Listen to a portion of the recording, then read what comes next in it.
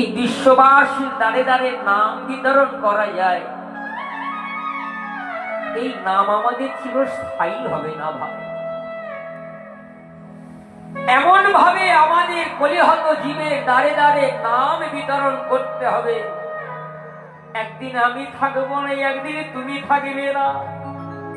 সেদিন যেন জগতের লোকে যেন হা গৌর প্রাণ গৌর বলে যেন কাঁদিতে পারে নিতাই গৌর হরি হরি গৌর হরি বললো কি করতে হবে? বললো আগে নামটাকে প্রচার করতে যেতে হবে। বললো কেমন ভাবে ভাই?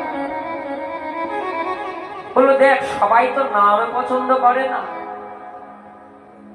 নদিয়া নবদ্বীপের হরিনাম সংকীর্তন সকলে ভালোবাসত না। এটা ছিল মরা ফেলা হরিনাম।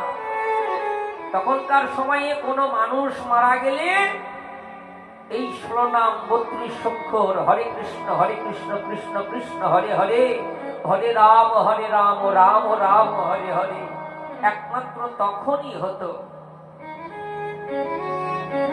তখনকার সময়ে নদিয়া নবদ্বীপের শাসন ছিল, পাণ্ডিত্য ছিল। তখন ব্রাহ্মণদের অধিকার ছিল নদিয়া নবদ্বীপে সব থেকে বেশি। ব্রাহ্মণরা যা বলতো তাই হতো। চৈতন্য মহাপ্রভু বললেন, এই জায়গাটা দাঁড়িয়ে বললেন, দাদা গো,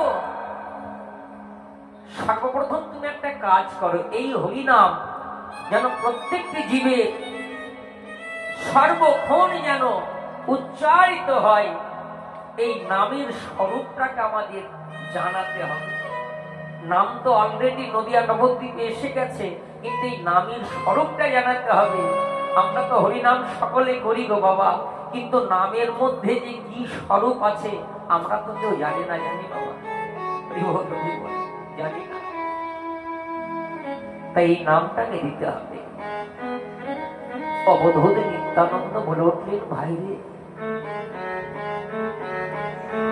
হরিনাম বিতরণ করব, একবার নদিয়া নবদ্বীপের পানে তাকিয়ে দেখ। সেখানে ঐশ্বর্য আছে, সেখানে মাধুর্য আছে, নাম আছে, যশ আছে, কোটি কোটি আছে, পাণ্ডিত্য আছে, এমনকি বৈষ্ণব, এমনকি ব্রাহ্মণদের অহংকারও আছে।